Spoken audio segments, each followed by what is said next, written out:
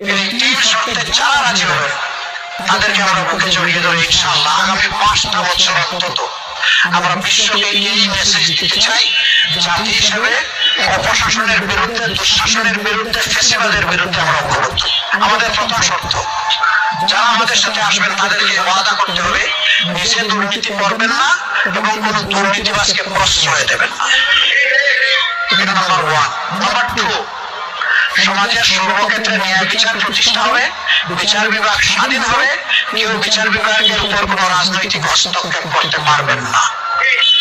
Number 3, জুলাইয়ের আকাঙ্ক্ষা অনুযায়ী যে সনদ ইতিমধ্যে তৈরি হয়েছে সেই সনদ বাস্তবায়নের সক্রিয় উদ্যোগ নিতে হবে, বিরোধিতা করতে পারবেন না।